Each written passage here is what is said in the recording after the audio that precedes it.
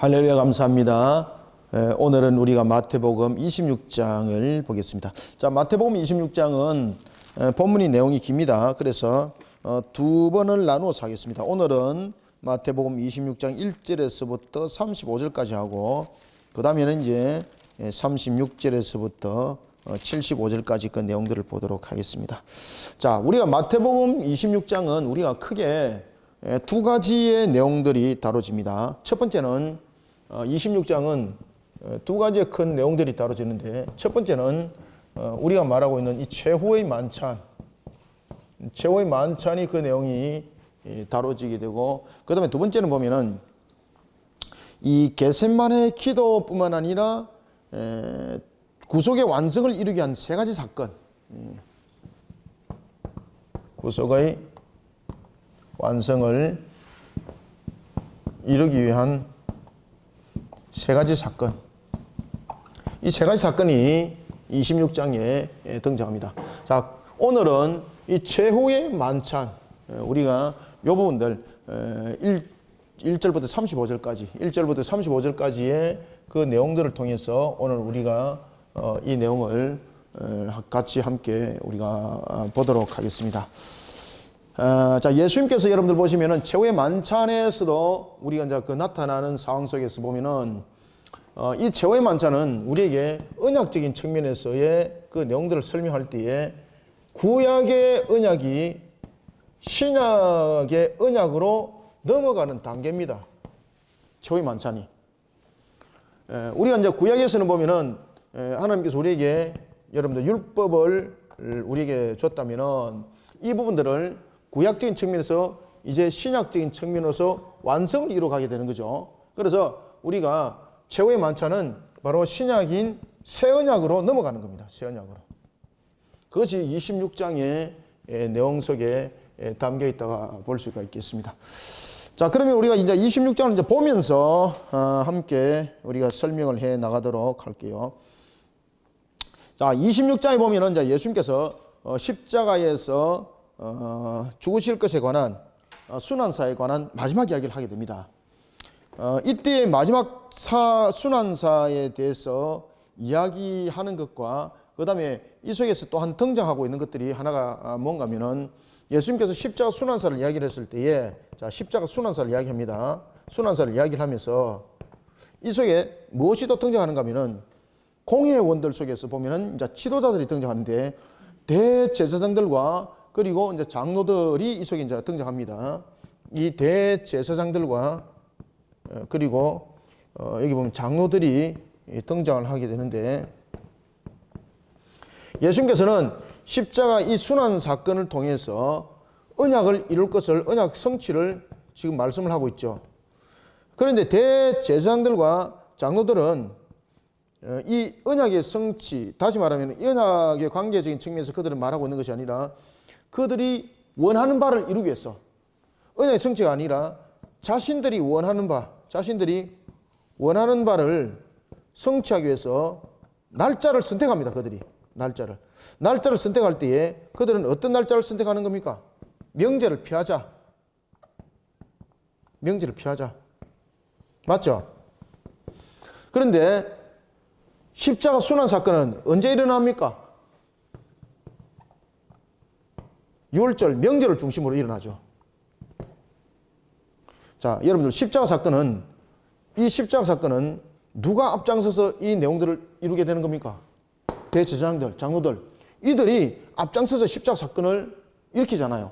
분명히 그들은 뭐라고 말했는가 하면은 자신들이 원하는 바의 성취를 이루기 위해서는 예수를 죽이되 자신들이 원하는 날짜에 이를 집행을 해야 되겠다. 왜? 명절날에 이 집행을 하다 보면은 밀란이 일어날 수가 있다. 그래 되면은 로마 정부로부터 자신들은 오히려 안녕과 질서를 해치는 자로 여기게 되고, 그런가 하면은 그런 속에서 대제사장들은 로마 정부로부터 자신들의 권위와 자신들의 위치를 실각을 당할 수가 있게 되는 거죠. 그죠? 그렇기 때문에 명절을 피하자고 그들은 말했습니다. 그러면 그들이 6월절이라는 이 명절을 중심으로 되어 있을 때 십자가 사건을 터뜨릴 생각이 있었겠습니까? 없었겠습니까? 없었다는 이야기입니다. 그런데 십자가 사건이 언제 일어나게 되는 겁니까? 그렇죠. 6월절 명절로 통해서 일어나게 되는 겁니다. 그러면은 우리는 이 사건을 통해서 최후의 만찬을 통하여서 우리가 언약의 성취에 관해서 설명을 하고 있을 때에 이 모든 성취가 하나님의 주권적 주관하심으로 이루어진다는 것을 26장에 설명을 하고 있어요. 그죠? 그래서 이 내용들을 우리가 함께 점검하면서 보도록 하겠습니다. 자, 그러면은 1절부터 우리가 5절까지 한번 함께 읽고 제가 설명드리겠습니다. 자, 한번 읽어봅시다. 시작. 예수께서 이 말씀을 다 마치시고 제자들에게 이르시되 너희가 아는 바와 같이 이틀이 지나면 유월절이라 인자가 십자가에 못 박히기 위하여 팔리리라 하시더라. 그때에 대제사장들과 백성의 장로들이 가야바라 하는 대제사장의 관중에 모여 예수를 흉계로 잡아 죽이려고 의논하되 말하기를 밀란이 날까 하노니 명절에는 하지 말자 하더라. 아멘. 그렇죠. 이게 여러분들 이 관심 가지면서 읽으셔야 돼요. 그죠? 이 사람들이 대체로 이 부분들을 그 구절을 외우기는 하는데 관심을 가지면서 이 부분들 집중을 안 하더라고. 왜냐면 이 부분들 굉장히 중요한 내용이에요. 분명히 십자가 순환사 예수님께서 말씀하셨습니다. 그런데 대제사장들과 장로들은 자신들이 원하는 바를 성취를 이루기 위해서 명절은 피하자고 말했습니다. 그죠? 왜? 밀란이 날 수 있으니까. 그 밀란이 나게 되면은 로마 정부로부터 자신들의 권위와 자신들의 위치, 입지가 실각당할 수가 있다는 거죠. 그래서 자신들의 위치와 그 입장들을 살리기 위해서 명절을 피하자고 그랬지만은 그들은 나중에 유월절의 명절의 중심으로 십자가 사건을 일으키도록 그들이 앞장섭니다. 그러면 십자가 사건은 분명히 이들이 계획을 했지만은 이 십자가 사건을 누가 주관했다는 이야기입니까? 그렇죠. 하나님이 주권적으로 주관했다는 이야기입니다. 그래서 언약의 성취는 하나님의 주권적 주관하심을 통해서 이루어집니다. 라는 것을 우리에게 정확하게 설명을 딱 하고 있는 거예요. 자, 예수께서 이 말씀을 다 마치시고 예수님께서 이제 5대 강화에 대한 말씀을 모두 마치셨습니다. 십자가에 이제 돌아가실 부분에 대해서 제사장으로서의 이제 사역에 들어갈 것을 설명합니다. 다 마치시고. 자, 다 마치시고 이거는 두 가지 의미를 설명하고 있다. 첫 번째는 사역에 대해서 뭐 가르침이라든지 이런 사역을 마쳤다는 이야기죠. 그 다음에 두 번째는 다 마치고라는 이야기는 우리에게 무엇을 주고 있습니까? 다 마치고라는 부분은 우리에게 또 다른 시작을 설명하고 있다. 또 다른 시작을 우리에게 설명하고 있다. 그러면 여기까지의 사역과 여기까지의 또 다른 마치시고라는 것은 또 시작이라는 부분에서 이제 사역의 구별점을 설명하고 있다. 그럼 여기서 다 마치시고라는 것은 어떤 시작을 이루어가는가라는 것은 이제는 완성된 사역을 통해서 이루어가는 측면에서 무엇을 지금 강조하는 겁니까? 제사장직을 강조합니다. 이제는. 그래서 또 다 마치시고라는 것은 사역적인 측면에서 가르침이라든지 이 부분들은 마감을 했다는 거죠. 그죠? 그리고 난 뒤에 또다시라는 것은 구별점을 말하고 있고 이것은 사역의 완성된 사역을 말하고 있다. 이 완성된 사역은 어디서 이루어지는 겁니까? 제사장직으로서 이루어지는 겁니다. 그래서 다 마치시고라는 것은 모든 걸 다 마쳤다는 뜻이 아닙니다. 이 속에서 이제 다 마치시고라는 것은 제사장직의 사역으로 이제 영역이 완전하게 옮겨집니다. 이거예요. 그죠?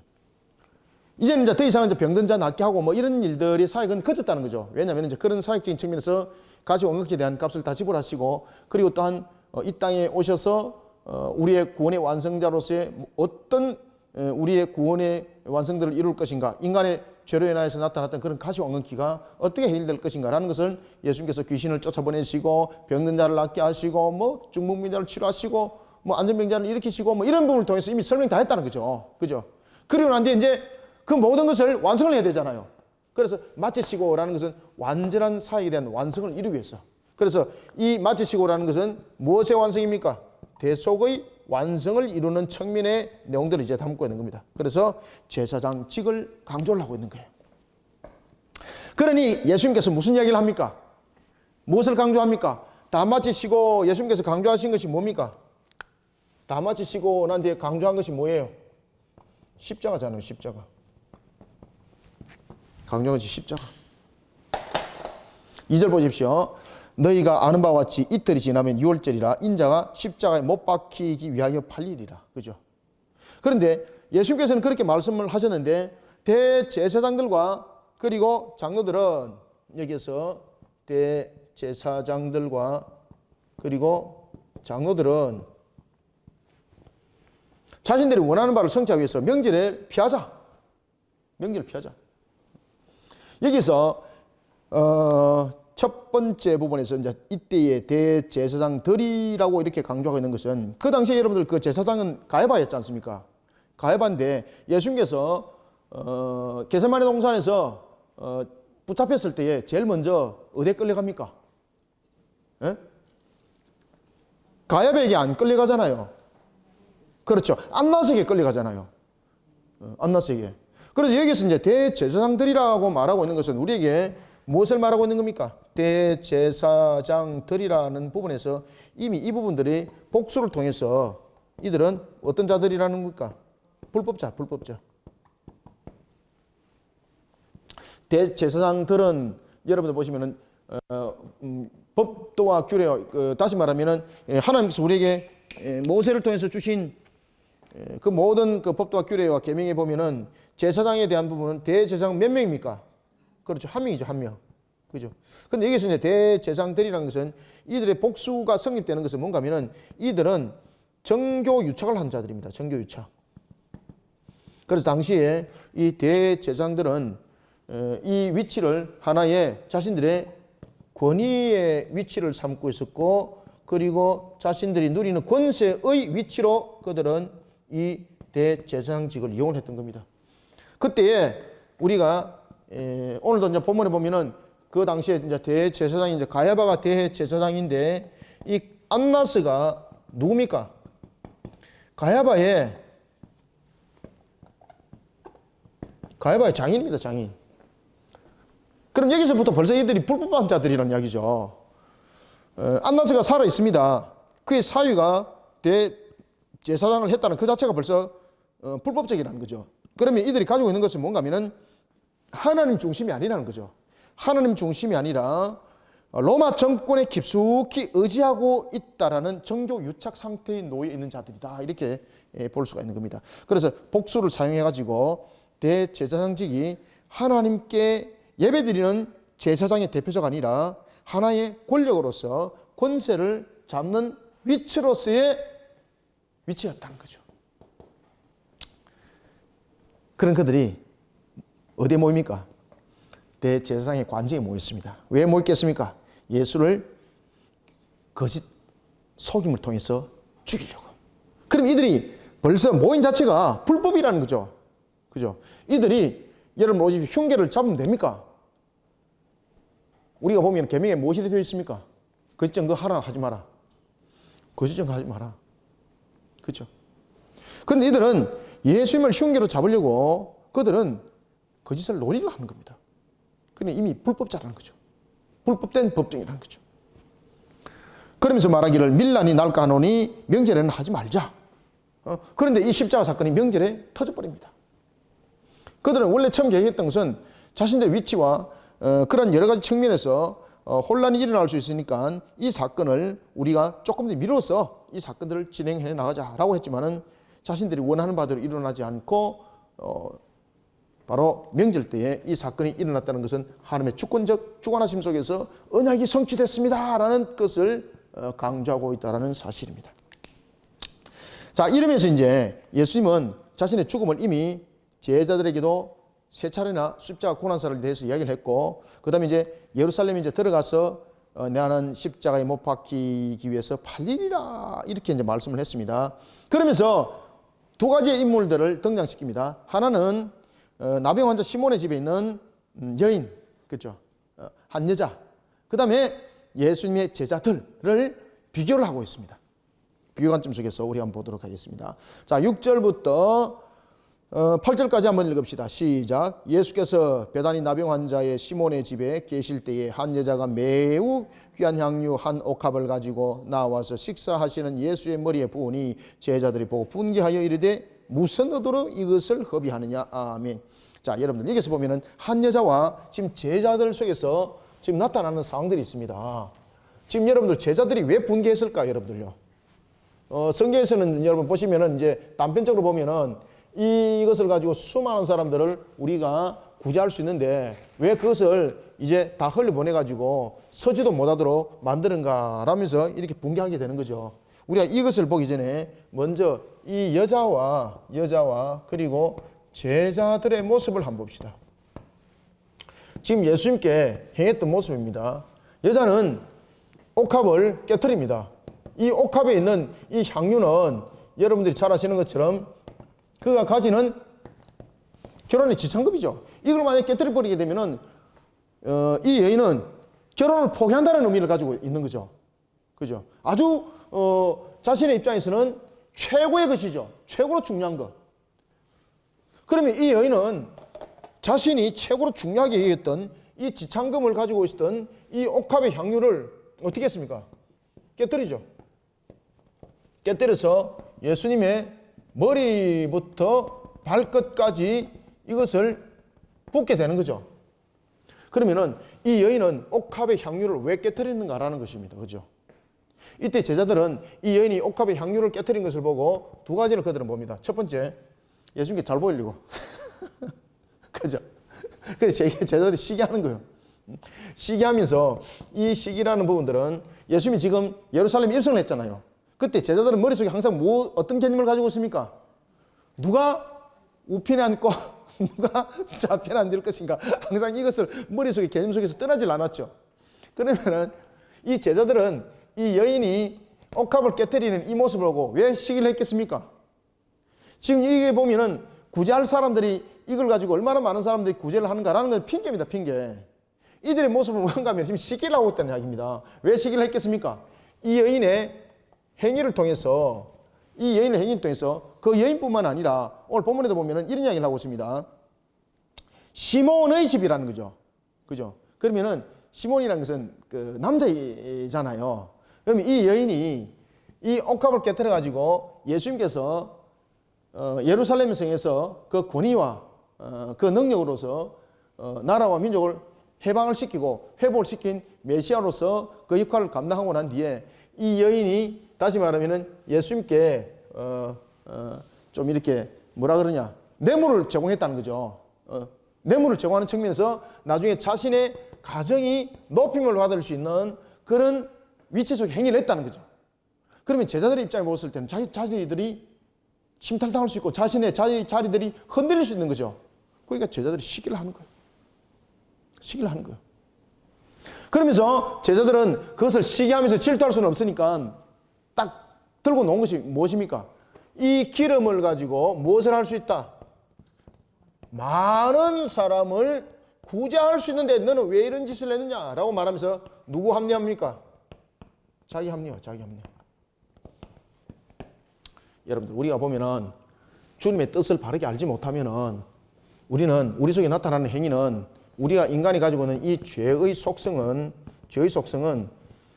하나의 주님의 모습을 바라보면서 오히려 하나님의 뜻을 거스르는 일에 앞장서는 것밖에 하질 않습니다. 이 여인이 옥합을 깨뜨린 이유는 무엇입니까? 이 여인이 옥합을 깨뜨린 이유는 바로 주님의 머리부터 발끝까지 이 향유를 부었던 이유는 주님을 장사하는 겁니다. 장사. 주님이 이미 제자들에게 십자가로 죽으심에 대해서 말씀을 하셨잖아요. 그런데 이 죽으심에 대해서 제자들은 예배하고 있습니까? 예배하고 있지 않습니까? 예배 안 하는 겁니다. 그런데 이 여인은 예수님의 죽으심의 장사를 어떻게 하더라? 예배하고 있더라. 이 비교를 하는 거예요. 제자들과. 그래서 예수님께서 나중에 복음이 전해지는 곳에 이 여인의 행위를 잊지 말고 증거되어지도록 하라고 성경은 우리에게 강조를 주고 있습니다. 그리고 이 여인의 행동을 통해서 예수님은 칭찬을 하는 겁니다. 제자들이 이 여인을 향해서 발끈합니다. 너는 어찌 팔아서 수많은 사람을 도울 수 있는, 수많은 가난한 사람을 도울 수 있는 것을 왜 어째서 한번 예수님의 그냥 기쁜 마음, 예수님의 아부를 하는 것으로서 너는 그것을 다 소진해내느냐 라고 말하니까 예수님께서 아니다. 너희들은 이 여인의 행동을 알지 못하구나. 이 여인은 하나님의 뜻을 증거하고 있는 이라. 그죠? 하나님의 뜻을 증거하고 있는 이라. 그때 이 여인은 하나님으로부터 감동받은 여인이라고 보시면 됩니다. 여러분들, 예수님의 생모가 마리아가 태중에 임신했을 때에 성령께서 그 태중에 임신하도록 그 하나님의 우리를 구원하실 하나님이 이 땅에 오실 것을 말씀하셨고, 그때에 마리아는 여러분이 잘 아시는 것처럼 약혼을 한 상태입니다. 그때 태중에 자신이 혼인한 남자의 아이가 아닌 다른 씨가 임신됐다는 것은 돌로 맞아 죽는 확률은 100%입니다. 그렇지만 그것을 알면서도 이 여인은 하나님의 뜻을 이루는 일에 자신의 생명을 드립니다. 그가 바로 마리아였습니다. 그러고 난 뒤에 하나님께서 성령님께서 요한에게 그 내용들을 알게 하시고 이 여인을 요한은 나기까지 절대 동심을 하지 않았더라 라고 성경이 말을 하는 것처럼 이 여인은 바로 예수님께서 성육신하여 이 땅에 오실 때에 마리아가 성령으로부터 들었던 그 음성에 복종했던 그 여인과 같은 그 상태에 하나님께서 말씀하신 성령의 명령을 따라 어떻게 합니까? 순종한 여인입니다. 순종한 여인. 예수님의 장사에 대해서 그죠? 순종했던 여인입니다. 그러니까 자신의 옥합을 깨뜨리는 거예요, 여러분들요.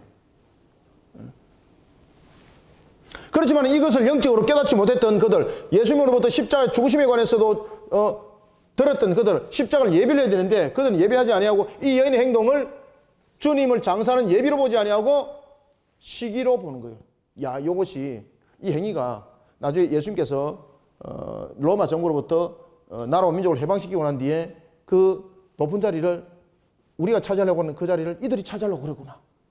그러면서 이제 핑계 대는 거죠. 기름이 많은 사람을 구제할 수 있는데 라면서 자기 함단을 통해서 핑계를 대는 거죠. 막 화를 내는 거죠. 그때 예수님께서 그들의 마음들을 다 알았다 몰랐다 다 알고 있는 거죠. 그러면서 예수님께서 그렇게 말씀을 하시는 거예요.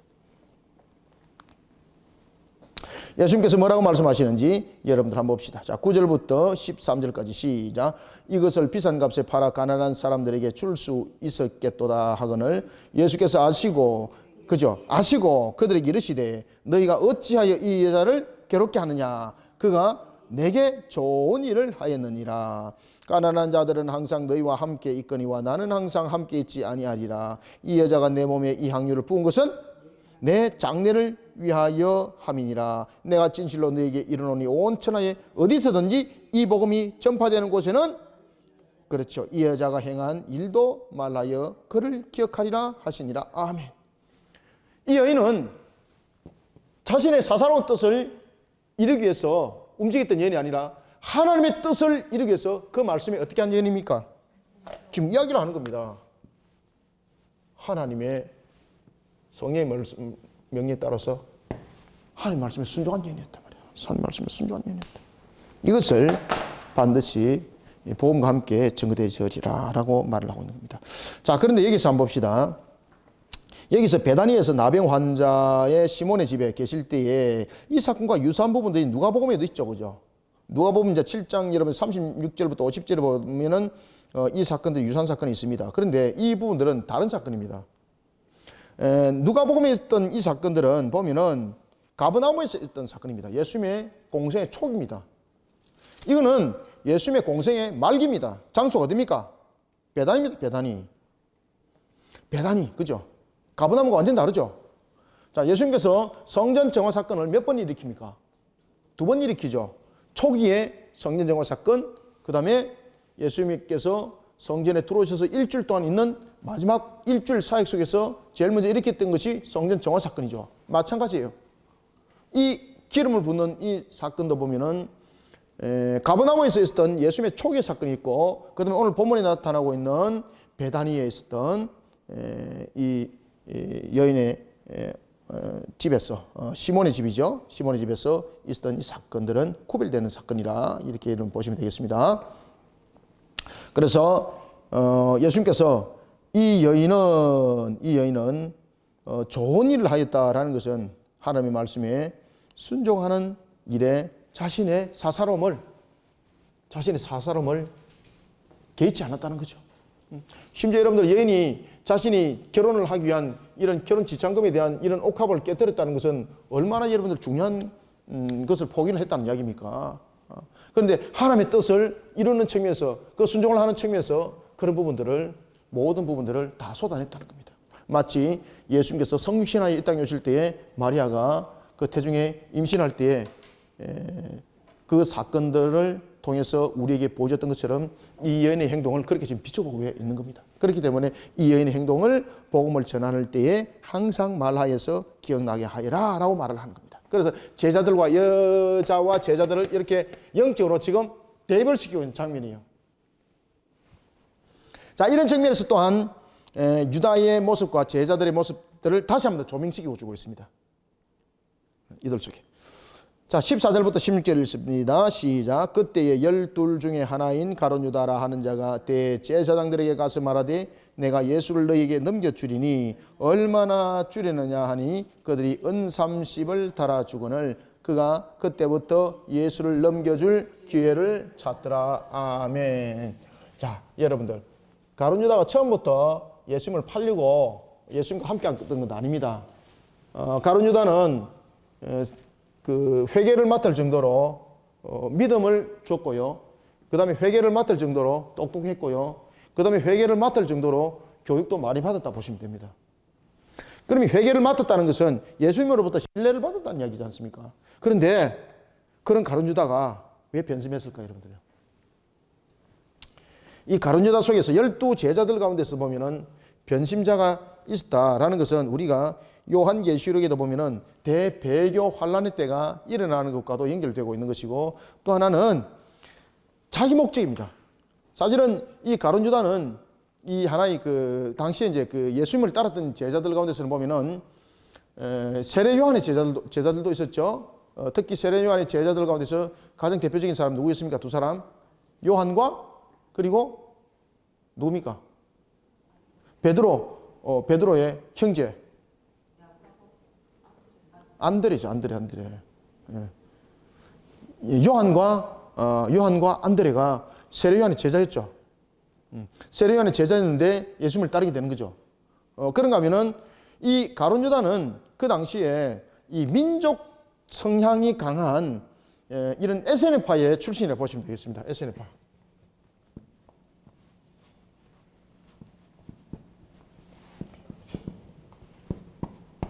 가룟 유다가 에세네파 출신이라 이렇게 보시면 되겠습니다. 그래서 예수님께서 하시는 행동을 통해서 그가 왜 예수님을 따르게 되는가 하면은 예수님을 무엇으로 봤던 겁니까? 메시아로 보는데 어떤 메시아입니까? 민족의 해방을 이끌어가는 그런 메시아로 봤기 때문에 에세네파가 가지고 있는 사상과 맞았겠습니까? 안 맞았겠습니까? 일치가 됐던 거죠. 그런데 예수님께서는 자신들이 아는 그런 메시아관으로서 말씀하시는 것이 아니라 계속해서 무슨 이야기를 하고 있습니까? 십자가에서 죽으심과 그리고 부활에 관해서 이야기를 하고 있는 것을 볼 수가 있습니다. 그죠? 그러니까 자신들이 가지고 있는 이런 메시아관의 사상과 지금 안 맞다는 것이 지금 확정적으로 매듭이 주어지는 거예요. 그래서 그가 예수님께서 자신이 지금까지 생각하고 있었던 이런 메시아의 민족 해방, 다시 말하면 이들이 가지고 있는 민족 해방은 바로 뭔가 하면요, 인간인데 하나님께서 그에게 능력과 권능을 주어서 마카비처럼 민족을 해방시킬 그런 메시아입니다. 우리가 말하는 이 신인 양성의 메시아관이 아닙니다. 아시겠습니까? 이런 내용들 속에 예수님을 따랐던데, 그런데 계속해서 예수님은 십자가에서 죽으심이라는 우리의 죄에 대한 대속에 관한 메시아로서의 그 내용들을 증거를 하고 있으니까 자신이 가지고 있는 메시아관과 맞습니까? 안 맞습니까? 안 맞는 거예요. 그러니 최종적으로 야, 이거 끝까지 이렇구나. 그리고 예수님을 떠나버리면서 오늘 본문에 보면은 가룟 유다가 대제장들에게 찾아갑니다. 왜? 이와 같은 속에서 메시아가 아닐 바에는 차라리 그가 많은 사람들에게 혼미하고 많은 사람들에게 갈등을 주면 안 되겠죠. 그래서 어떻게 보면은 그가 자신들이 가지고 있는 이런 민족적 메시아관 속에서 맞지 않다는 것을 알고 그를 정리를 하는 겁니다. 예수님을. 어떻게 해서? 밀고를 해서 말입니다. 자신이 그냥 지금까지 한 3년 동안 따라댄 것이 너무 괘씸해서 파는 것이 아니고요. 자신들이 가지고 있는 이 메시아관과 다른 부분들이기 때문에 예수님께서 계속해서 십자가 죽으심과 이런 부분들을 이야기를 하게 되면은 자신들이 가지고 있는 이 근본의 메시아관이 흔들리질 수가 있는 거죠. 그러니 예수님을 정리를 하는 겁니다. 고발을 통해서.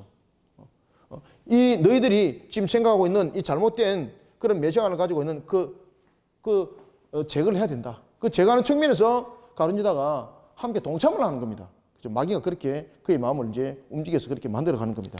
아시겠죠? 그래서 예수를 넘겨줄 때에 어떻게 파는 겁니까? 은 30에 파는 겁니다. 은 30. 은 30은 예언의 말씀의 성취죠.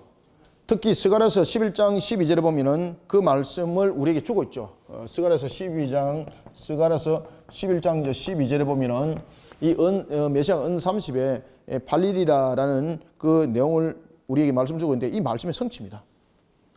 그런데 여러분 출애굽에 보면은 그 종들을 이렇게 이제 종으로 팔 때에 은을 달아서 팔죠, 그죠? 그러면은 잘 보십시오. 예수님을 은 30에 팔았다는 것은 예수님을 무엇으로 얘기했다는 겁니까? 그렇죠. 종으로 취급해버리는 거죠. 그러면 자신은 이 종으로 취급하는 이유는 무엇인가 하면요. 그는 메시아가 아니라는 이야기예요. 내가 지금까지 민족의 메시아로서 따라왔는데 계속해서 이야기를 들어보니까 이것이 확정적으로 볼 때 이 메시아가 아니라는 거예요. 가짜라는 거죠. 가짜. 그래서 그가 다시는 이런 속에 사람들을 혼미하게 빠뜨리지 않고 이런 속으로 사람들을 잘못된 길로 걸어가지 않기 위해서는 그를 팔아버리게 됐다는 거죠. 왜? 그를 막아야 되니까. 그래서 종으로 그를 취급해버리는 거예요. 그래서 은 30에 파는 이유는 돈 때문에 파는 것도 아닙니다. 어떤 사람들은 은 30에 돈이 탐이 나서 팔았다는데 그게 아닙니다. 자신들이 가지고 있는 이 메시아관 속에서 다시는 이런 일들을 예수가 계속해서 하지 못하도록 막는 방법이었습니다. 막는 방법 중에 하나가 뭔가 하면은 결탁하는 거죠. 결탁. 누가 결탁하는 겁니까? 예수를 거부하는 자들과 결탁하게 되는 거예요. 그래서 예수를 거부하는 자들과 결탁할 때에 바로 이들이 누가 하면요. 종교와 그리고 정치가 유착되어 있는 자들과 결탁을 해야 되는 거예요. 그러면서 그들과 은 30에 예수를 팔았다는 것은 종교적인 측면에서가 아니라 하나의 자신들이 가지고 있는 메시아관 속에서 맞지 않는 예수를 제거하는 측면에서의 종으로 팔아버리는데 이것이 무엇입니까? 메시아, 진짜 메시아로서의 언약의 성취더라. 스가랴서 11장 12절 한번 봅시다.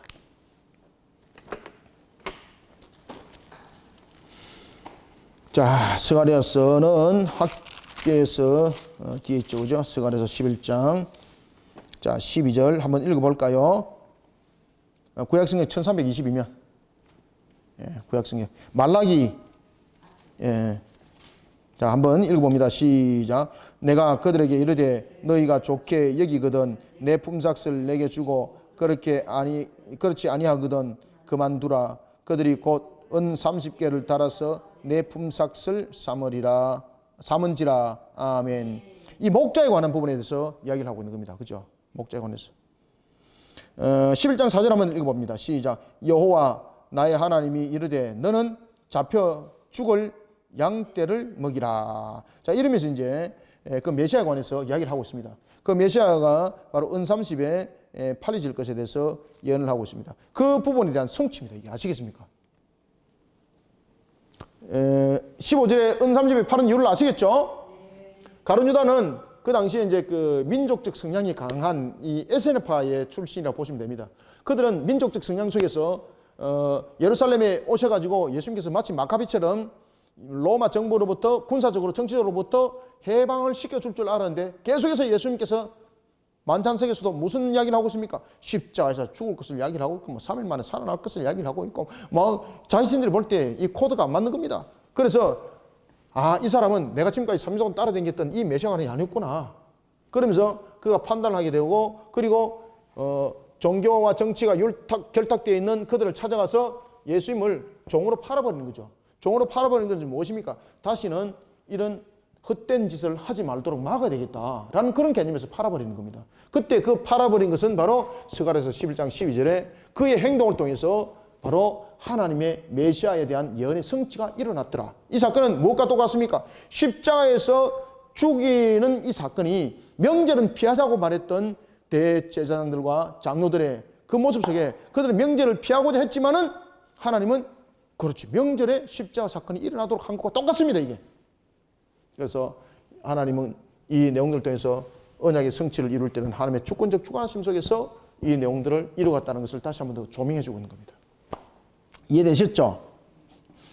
자, 이런 속에 이제 17절부터 19절까지 한번 읽읍시다. 시작. 무교절의 첫날에 제자들이 예수께 나와서 이르되 유월절 음식 잡수실 것을 우리가 어디서 준비하기를 원하시나이까? 이르시되 성안 아무에게 가서 이르되 선생님 말씀이 내 때가 가까이 왔으니 내 제자들과 함께 유월절을 내 집에서 지키겠다 하시더라 하라 하시니 제자들이 예수께서 지키신 대로 하여 유월절을 준비하였더라. 아멘.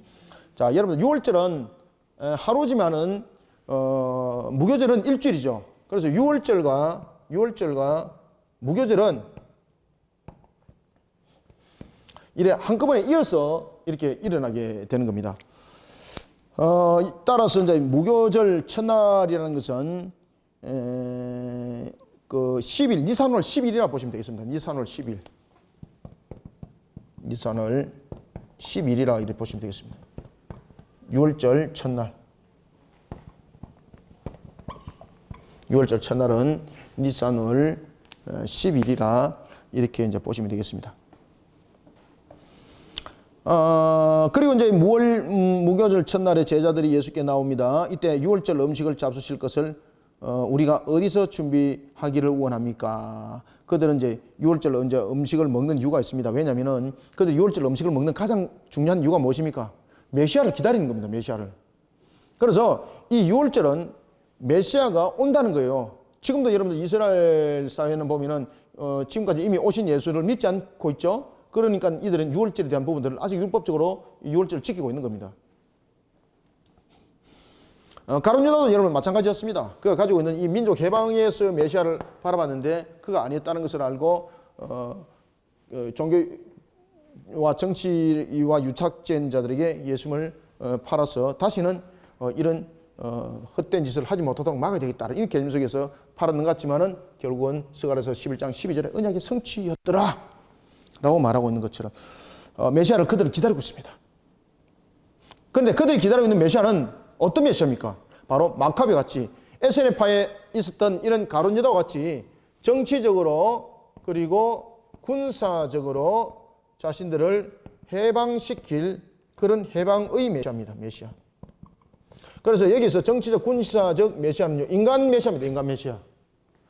신인 양성의 그런 우리의 대속을 이룰 그런 메시아가 맞다, 맞다? 아닙니다, 아닙니다. 그래서 여기서 그들이 말하고 있는 이 메시아는요, 마카비처럼 능력을 가진 자, 하나님으로부터 어떤 능력을 가진 그런 신비한 능력을 가진 자. 그래서 메시아는 그 메시아라는 부분들을 증명해야 되지 않습니까? 그때 메시아로서 증명하는 것은 무엇입니까? 신비한 능력을 보여줘야 되는 거예요. 신비한 능력. 그렇기 때문에 바리새인들이라든지 이런 부분들이 예수님께 너가 메시아가 맞는지 너의 신비한 능력을 자꾸 보여봐라 라고 말하니까 예수님께서 나중에 뭐라고 말씀하십니까? 내가 너희들에게 보여줄 것은 요나의 기적밖에 없다. 그것이 무슨 사건을 예비하고 있었습니까? 십자가 죽으심. 그런데 그것을 그들은 알더라 모르더라. 그런 겁니다. 그 당시에 이와 같이 이제 유월절을 예배하기 위해서 이와 같은 그때는 이제 그 밤을 그들이 새는 겁니다. 왜? 메시아를 기다리는 측면에서. 그리고 이제 그 성에 보면은 그런 유월절 음식들을 준비를 하고 있고, 그리고 이제 성 안에서 유월절 음식을 먹었던 겁니다. 유월절 음식. 그래서 18절에 보면 성 아무개에 가서라고 말하는 거예요. 그리고 또 하나는 여기서 이미 성 아무개라는 것은 이미 지명하고 있다는 이야기죠. 아무나 찾아가는 것이 아니라 이미 예수께서 지명을 했다는 거죠. 그리고 이 집이 나중에 어떤 집이었습니까? 마가의 집이었더라. 마가의 집이었더라. 내 때가 가까웠으니 내 제자들과 함께 유월절을 내 집에서 지키겠다. 그리고 특히 이제 유월절 음식은 어디에서 먹습니까? 유월절 음식은 성 밖에서 먹습니까? 안 먹습니까? 안 먹습니다. 유월절 음식은요, 항상 성 안에서 먹습니다. 왜? 메시아를 기다리는 관점이죠. 그렇죠. 메시아를 기다리는, 해방의 메시아를 기다리는 그 관점에서 유월절 음식은 성 안에서 먹었습니다. 성 안에서. 그래서 예수님께서 성안 아무개 집을 찾아라고 말하는 거예요. 그렇기 때문에 예수님은 마지막으로 최후의 만찬을 하는 것까지 법도와 규례를, 율법을 지켰다, 안 지켰다? 지켰다는 거예요, 지켰다. 유월절 음식을 성 안에서 잡숫다는 거죠. 그죠? 이까지 모든 것을 다 지켰다는 거죠. 성화나무에 가서 선생님이 말씀이 내가 때가 왔으니 내 제자들과 함께 유월절에 내 집에 지키겠다 하시더라 하라 하시니 제자들이 시킨 대로 유월절에 준비를 했고 그리고 20절 저물 때에 예수께서 12제자와 함께 앉으셨더니 이제 마가다락방이죠. 그곳에서 최후의 만찬을 이제 하게 되는 겁니다. 그때 최후의 만찬을 할 때 예수님께서는 크게 두 가지를 말씀하십니다. 첫 번째는 자기를 팔자와 그리고 십자가에서 죽으심과 죄사함에 관해서 말씀을 하십니다. 이때에 여러분 보시면은 그 당시에 최후의 만찬을 했을 때에 이 만찬에 보면은 우리가 생각하고 있는 것처럼 그런 국밥을 먹고 이런 것이 아니죠, 그죠? 그들이 또 보면은 음식을 먹는 그 관습이 있을 것 아니겠습니까? 그 빵을 그들은 음식을 먹을 때에 빵을 이렇게 스프에 찍어 먹었어요. 그래서 예수님께서 어떤 말씀을 하시는가 하면은 나를 배반할 자가 있을 것이라고 말할 때에 그릇에 손을 넣는 그가 나를 팔리라고 말할 때 예수님께서 그릇에 손 넣을 때 이 속에서 같이 손 넣는 사람 아닙니다. 빵을 찍어서 그때 스프에 빵을 찍어서 먹은 사람을 말하고 있는 겁니다. 그러면 그때 스프에 빵을 찍어서 먹은 사람이 가룟 유다만 있었을까요? 제자들이 다 그렇게 함께 했을까요? 그렇죠. 그 다음에 두 번째, 나를 배반할 자가 지금 접시에 빵을 찍어서 먹는 자라고 말했을 때 모든 12명의 제자들이 양심에 찔렸다 안 찔렸다? 다 찔렸습니다. 왜? 그들이 가지고 있는 메시아 사상들이 바로 정치적 군사적 이 모습을 가지고 있었기 때문입니다. 그리고 그들이 가지고 있는 이 모습 속에서 항상 그 모습 속에 주님께서 십자가에서 죽으심이 문제가 아니라 항상 자신들의 위치를 차지하는 측면에서 있다 보니까 자신들도 언제든지 뜻이 맞지 않으면 주님을 배반할 수도 있다는 것을 자신들도 느꼈다는 거죠. 그러니까 제자들이 뭐라고 말하고 있죠? 주님 배반할 자가 냅니까? 누굽니까? 라고 말하는 건 혹시 냅니까? 물어보는 거잖아요. 그죠? 그게 12명이 반응을 다 하는 거죠. 20절 저물 때는 것은 무엇입니까? 이제 유대 시간으로 말하면 오후 6시입니다. 저물 때라는 것은 오후 6시. 이때 이제 6월절 만찬이 이제 이루어지는 거죠. 오후 6시. 유대인들은 보면은 이것이 이제 하루에 이제 시작이 되기도 하는 겁니다. 그죠? 하루의 마침과 시작이 되기도 하는 겁니다. 오후 6시가. 우리는 보면 아침이잖아, 그죠? 근데 이들은 오후 6시가 하루의 마침과 하루의 시작이 되는 거예요. 저물 때에 12제자가 함께 앉았습니다. 그리고 21절 그들이 먹을 때 이르실 때 이렇게 말합니다. 내가 진실로 너희에게 이르노니 너희 중에 한 사람이 나를 팔 것이다. 분명히 한 사람이라고 그랬잖아요. 근데 여기 제자들이 전부 다 반응을 다 합니다. 그들이 몹시 근심하더라. 그죠? 왜 근심했을까? 자기도 그런 생각 가지고 있으니까. 그럴 수 있으니까요. 다 찝찝하잖아요. 그들이 몹시 22절 근심하여 각각 여짜오 이르되 주여 나는 아니지요 라는 것은 무엇입니까? 설마 나는 아니지요 라는 뜻이면서 스스로 자신도 그 자리에 있을 수도 있다는 것을 사실은 어떤 측면에서는 확인시켜 주는 거예요. 이게 나는 아니죠 말하니까 23절 예수님께서 뭐라 말씀하세요? 나와 함께 그릇에 손을 넣은 자가 나를 팔리라. 그리고 24절 인자는 자기에 대하여 기록된 대로 가거니와 인자를 파는 그 사람에게는 화가 있으리로다. 그 사람은 차라리 태어나지 아니었더라면은 제게 좋을 뻔하였느니라. 이 말은 무슨 말인가 하면은 아멘. 하나님의 주권적 주관하심 속에서 이 일들이 일어날 때도 하나님께서 그 일들을 괜히 나갈 때 하나님의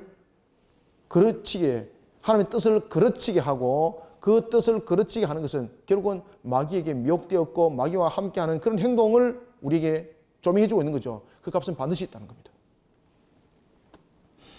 그는 차라리 나지 않았으면 좋을 것이다. 그런데 처음부터 가룟 유다가 그 마음을 묻고 온 것도 아니죠, 그죠? 근데 이미 예수님께서는 그 모든 부분들을 다 알고 계셨죠.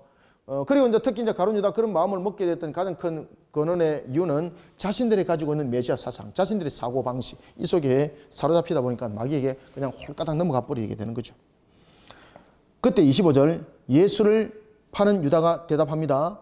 랍비여 나는 아니지요 라고 말할 때 예수님께서 뭐라고 말씀하십니까? 네가 말하였도다. 주님 나는 아니죠 라고 말할 때 네가 말하였도다. 그리고 난 뒤에 여러분 나중에 이제 가룟 유다가 이제 빠져나가죠. 그때 제자들은 가룟 유다가 나가는 것을 보고 야 저가 범인이구나라고 인지 안 했죠. 가룟 유다는 그 당시 회개를 맡고 있었기 때문에 그가 만찬을 마지막 마무리하지 않고 나갔던 이유는 예수님께서 뭔가에 또 준비를 하려고 그에게 시켜서 그가 회개를 맡은 자였고 그렇기 때문에 나가서 어떤 준비물에 대해서 나갔다고 제자들은 인지를 했던 거예요. 자, 이런 속에 이제 예수님께서 어떻게 말씀하시는지 봅시다. 자, 25절부터 29절, 30절까지 읽습니다. 시작. 예수를 파는 유다가 대답하여 이르되 라삐여 나는 아니지요. 대답하시되 네가 말하였도다 하시니라. 그들이 먹을 때에 예수께서 떡을 가지사 축복하시고 떼어 제자들에게 주시며 이르시되 받아서 먹으라 이것은 내 몸이니라 하시고 또 잔을 가지사 감사 기도하시고 그들에게 주시며 이르시되 너희가 다 이것을 마시라 이것은 죄 사함을 얻게 하리고 많은 사람을 위하여 흘리는 바 나의 피 곧 언약의 피니라. 그러나 너희에게 이르노니 내가 포도나무에서 난 것을 이제부터 내 아버지의 나라에서 새 것으로 너희와 함께 마시는 날까지 마시지 아니하리라 하시니라. 이에 그들이 찬미하고 감람산으로 나가니라. 아멘. 자, 예수님께서 이제 성찬 예식을 이제 가지기 전에 이미 가룟유다는 그 자리를 떠나게 되는 거죠. 그리고 이제 이 속에서 구약의 성취를 이루는 사건이 신약의 시작으로 이루어지게 되는 겁니다. 자, 여러분들 구약의 성취를 이루는 측면에서 구약의 성취에서 신약으로 이어가는 첫 번째 사건이 어디서 일어났을까요, 여러분들요? 십자가에서 일어난 것 아니죠. 십자가는 그것을 실행하는 측면입니다. 구약에 대한 언약이 신약으로 넘어가는 사건이 있었습니다. 신약으로 넘어가는 사건. 그것이 무엇입니까? 최후의 만찬입니다. 최후의 만찬. 최후의 만찬에서 보면은 여러분 보시면은 예수님께서 이 유월절을 이제 완성해 나가는 겁니다. 유월절에 보면은 유월절에 무엇을 먹습니까? 피를 바르죠. 그 다음에 양을 먹죠. 최후의 만찬에서 보면은 일들이 그대로 일어나죠. 그래서 예수님께서 이는 내 피니 마시라라고 말하면서 그들에게 포도주를 주시고 이는 내 몸이니 먹으라 그러면서 무엇을 줍니까? 떡을 떼시죠. 따라서 구약의 유월절을 어떻게 성취할 것인지 이것을 신약으로 넘어가는 하나의 새 창조 속에서 이제 계시와 언약이 이루어질 것이 언약이 이루어질 것을 계시한 사건이 있는데 그것이 바로 최후의 만찬입니다. 최후의 만찬. 그래서 최후의 만찬은 구약의 사건이 이제 무엇으로 넘어가는 겁니까? 신약으로 넘어가는 겁니다. 신약으로. 그죠? 그래서 이제는 유월절의 부분들 가지고 우리가 하나님의 구원의 백성을 이야기를 했다면은 이제 십자가 사건으로서는 바로 피와 누구의 피입니까? 예수님의 피와 누구의 몸입니까? 예수님의 몸으로서 이제 언약은 성취된다는 것을 이 최후의 만찬 사건을 통해서 설명하고 있습니다. 그래서 최후의 만찬에 대한 세례가 굉장히 중요합니다. 종교개혁 시대 때에 여러분들 개혁주의자들이 성찬 예식을 가지고 갈라지죠. 세 가지 분류로 갈라지죠. 루터파, 쯔빙글리, 그 다음에 나중에 이제 칼빈은 영적 임재에 대한 부분들로서 이렇게 갈라지게 되는 거죠.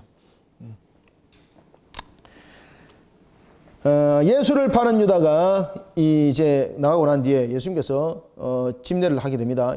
그들이 먹을 때 예수께서 떡을 가지사 축복하시고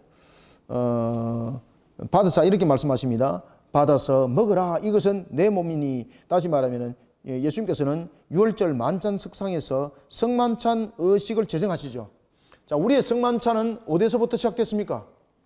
우리의 성찬식은 어디서 일어났습니까?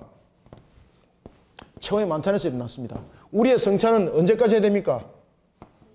그렇죠. 주님이 오시는 그날까지 우리는 이것을 기념을 하게 되는 겁니다. 그때에 성만찬 속에서 일어나는 것은 그저 기념으로 끝날까요? 아니면 실질적인 영적 임재가 일어날까요? 그렇죠. 기념 아닙니다. 단순한 기념이 아니고 실질적 영적 임재입니다. 여러분들요. 편제도 아니고. 그래서 우리는 이 부분에 대해서 우리는 칼빈의 그 견해를 우리는 따라야 됩니다. 자, 그들이 먹을 때에 예수님께서 받아 먹으라 이것은 내 몸이니 라고 말하면서 이제 신약의 시작되었음을 선포합니다. 그래서 이것은 내 몸이니 먹으라 라고 말할 때에 이것은 무엇입니까? 신약의 선포입니다. 신약의 선포. 신약의 선포. 그래서 신약의 시작이다 이 말이에요. 신약의 시작. 신약의 시작이 어디서 일어났습니까? 처의 만찬에서 일어났습니다. 처의 만찬. 신약이 이제 시작됐음을 선포하는 거예요. 그죠? 신약의 선포. 글자가 잘 안 보이네. 신약의 시작을 알리는 선포를 알리게 되는 겁니다. 그러면서 이제 죄사함을 말하는 거예요. 새로운 신약은 신약이라는 것은 구약의 성취입니다. 새롭게 만들어진 것 아닙니다. 이것은 죄사함을 얻게 하려고 많은 사람을 위하여 흘리는 바 나의 피, 곧 무슨 피? 그렇죠. 언약의 피. 이 언약의 피가 이 포도주를 통해서 언약의 피라고 말하면서 이 언약의 피가 어디서 나중에 흐르게 되는 겁니까? 그래, 십자가에서. 언약의 피니라. 그러나 너에게 이르노니 내가 포도나무에서 난 것을 이제부터 내 아버지 나라에서 새 것으로 너희와 함께 마시는 날까지 마시지 아니하리라 하시니라. 아멘. 이거는 무슨 말씀일까요? 이제 예수님께서 행하심이 이 땅에서 일어날 때에 죄사함을 통해서 죄사함을 이루기 위해서 예수님께서 죽으신다는 거죠. 그러면은 예수님의 죽으심이 그 단회성으로 완성이 되는 겁니까? 안 되는 겁니까? 그렇죠. 그 이야기를 함께 이야기를 하고 있는 겁니다. 포도나무에서 난 것을 이제부터 내 아버지 나라에서 새 것으로 너희와 함께 마시는 날까지 마시지 아니하리라는 것은 예수님께서 이제 십자가에서 행하실 그 죄사함은 필연적 죽음을 강조하고 있죠. 그런가 하면은 필연적 죽음이 그 단회성으로서의 죽음이 우리의 대속을 이루는 측면에서 단회성으로 무엇을 했다는 겁니까? 완성을 이뤘기 때문에 더 이상 그 피의 제사는 이제는 더 이상 필요치 않다는 겁니다. 그래서 오늘 본문에 보면은 새 것으로 너희와 함께 마시는 날까지 마시지 않겠다는 겁니다. 그렇죠? 그래서 이 부분들은 두 가지를 설명하고 있다. 첫 번째는 죄사함을 위한 필연적 죽음 강조하고 있다. 그런데 이 필연적 죽음이 주님이 다시 오시는 그날까지 함께 마시지 않는다는 것은 어떤 의미를 우리에게 담고 있습니까? 그렇죠. 이 단회성에 대한, 다시 말하면 죄사함에 대한 완성을 말하고 있다. 완성. 예수님께서 십자가에서 죽으심은 우리의 죄를 대속하는 측면에서의 그 완성을 설명하고 있다라는 것을 말하고 있습니다. 그리고 이제 이에 찬미하고 감람산으로 간다는 것은 이 찬미라는 것은 만찬상에서 일어나는 6월절 만찬상에서 일어나고 있는 이 마지막 장면입니다. 그래서 6월절의 마지막 장면이 이제 찬미로 이렇게 6월절의 식사들이 이렇게 마지막으로 마치는 거예요. 그리고 난 뒤에 예수님께서는 어디로 가십니까? 그렇죠. 감람산에 간 이유는 바로 무엇인가 하면요, 십자가의 이 신약의 시작을 선포를 이뤘던 이것을 뜻을 이루기 위해서 가시는 거예요. 이에 대해서 여러분들 요한복음 19장이 우리가 겟세마네 기도에 대해서 예수님께서 요한복음 17장에서 세 가지의 기도를 하고 있는 것을 우리가 볼 수가 있죠. 예수님 자신이 십자가의 성취를 이루는 측면에서 아버지의 뜻을 이루게 해달라고 기도하시고, 그 다음에 제자들이 자신이 이제 성취를 하고 난 뒤에 제자들에게 그 권능을 줘서 아버지 뜻을 이루게 하옵소서. 그 다음에 세 번째는 성도들도 나에게 준 그 권능을 줘서 아버지 뜻을 이루게 하옵소서라는 세 가지의 기도를 하는 것을 겟세마네에서 볼 수가 있습니다. 그것이 요한복음 17장에 나타나죠. 자, 이제 보겠습니다. 우리가 31절부터 이제 34절까지, 35절까지 읽고 제가 마무리하겠습니다. 시작. 그때 예수께서 제자들에게 이르시되 오늘 밤에 너희가 다 나를 버리리라. 기록된 바 내가 목자를 치리니 양의 떼가 흩어지리라 하였느니라. 그러나 내가 살아난 후에 너희보다 먼저 갈릴리로 가리라. 베드로가 대답하여 이르되 모두 주를 버릴지라도 나는 결코 버리지 않겠나이다. 예수께서 이르시되 내가 진실로 네게 이르노니 오늘 밤 닭 울기 전에 네가 세 번 나를 부인하리라. 베드로가 이르되 내가 주와 함께 죽을지언정 주를 부인하지 않겠나이다 하고 모든 제자도 그와 같이 말하니라. 아멘. 모든 제자들이 그와 같이 말하고 다 도망갔습니다. 참 웃을 일 아닌데 그죠? 웃음이 노네. 우리도 여러분 그러면 안 됩니다. 그때에 예수께서 제자들에게 이렇게 말씀하십니다. 오늘 밤 너희들이 나를 다 버릴 것이다. 여러분들 제자들이 너희들이 나를 버릴 것이다 라고 말했을 때 제자들은 우리가 왜 주를 배반치 않겠다고 말했겠습니까? 그들은 끝까지 지금 어떤 생각을 가지고 있습니까? 가룟 유다처럼 자신들이 가지고 있는 정치적 군사적 메시아관 속에서 지금 이야기를 하고 있는 겁니다. 버리지 않겠습니다 라고 말하는 것은 자신들이 목적을 이루는 측면에서의 그 내용들입니다. 버리지 않겠습니다.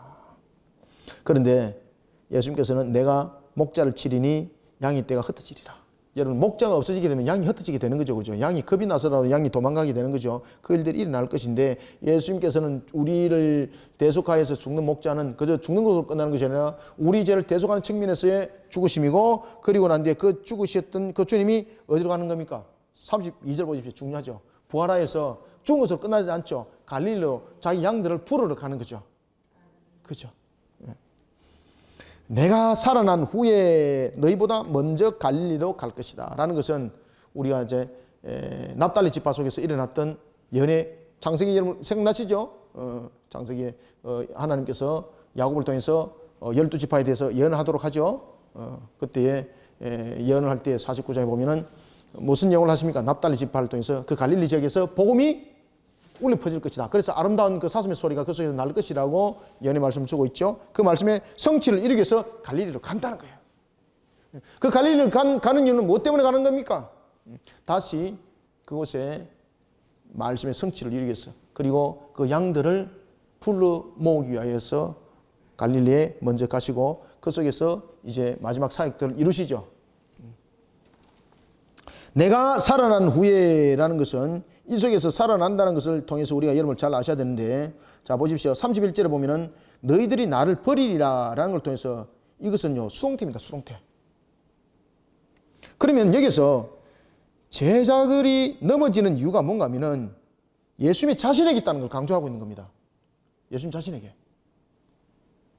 그래서 예수님 자신에게 있는데 이들이 도망가면 안 되는 거잖아요. 그런데 이들이 왜 도망갔을까? 그래서 자신들의 목적이라는 거죠. 자신들의 잘못된 메시아관 속에서 이들은 흩어진 자가 될 것인데 그런데 예수님께서 그들을 다시 부르리라. 그리고 또한 32절에 보면은 살아난 후에라고 말하고 있습니다. 여기서도 보면은 여러분 살아나고 난 후에라는 것은 예수님께서 살아난 것은 다시 말하면 예수님의 죽음의 권세를 이기시고 반드시 다시 살아날 것을 말하고 있는 거죠. 그죠? 그러면 예수님께서 다시 살아나는 것은 우리의 죄를 대속함으로써 일어나는 한 사건을 말하고 있는 겁니다. 그러면서 이 다시 살아난다는 것은 우리에게 무엇을 조명해 주고 있습니까? 십자가에서 죽으심의 그 모습처럼 우리가 십자가에서 우리의 죄가 그 속에서 완전히 죽을 것이고 그로 끝나는 것이 아니라 예수님께서 살아나신 것처럼 우리가 거듭난 자로 우리가 살아날 것을 이 속에 함께 조명해 주고 있습니다. 그래서 죽음의 권세를 이긴 반드시 다시 살아날 것을 설명하고 있는 겁니다. 그때 베드로가 절대 주를 버리지 않겠습니다 말할 때 예수님께서 진실로 내가 말하겠는데 네가 오늘 밤 닭 울기 전에 나를 3번 부인할 것이다 라고 말을 하고 있습니다. 3번 부인할 것이다. 그때에 베드로는 이렇게 말합니다. 주와 함께 죽을지언정 절대 배반하지 않겠습니다 라고 말합니다. 우리가 어떤 관계 속에서도 우리의 의지가 물론 표현하는 건 좋습니다. 그렇지만 우리는요 항상 성령께서 우리를 바르게 우리를 조명해 주지 않고 우리를 이끌어 주지 않으면은 우리의 때로는 의지조차도 우리가 말한 그 바를 이루는 것이 아니라 육신이 원하는 바를 이루어가는 겁니다. 그래서 오늘도 우리가 주신 말씀을 잘 여러분 깨달으면서 어떤 관계 속에서도 우리는 하나님의 주관하심과 주권적 주관하심 속에서 우리의 모습들을 바르게 세워나가고 그리고 특히 이제 26장에 보면은 최후의 만찬을 통해서 새롭게 이제 언약이 우리에게 계시되는 것을 볼 수 있습니다. 이 모든 부분도 또한 하나님의 은혜 속에 모든 부분들이 계시되어진 것이고 그 속에 보면은 사람이 한 것은 무엇입니까? 주님을 배반하고 팔아먹고 그리고 주님께서 붙잡힐 때 도망가고 아무것도 없죠. 우리가 오늘도 하나님의 구원의 그 터 위에 우리가 올려진 것을 항상 감사하고 그 은혜 속에 우리의 신앙들을 다시 한번 더 조명해 보면서 우리를 십자가로 다시 한번 더 다지고 또 다지는 그런 우리 모든 성도들이 되길 바랍니다. 그래서 이 최후의 만찬을 통해서 이런 십자가를 다시 한번 더 기억하고 그리고 십자가 속에 우리를 바르게 세워나가는 우리 모든 성도들이 되기를 소망합니다.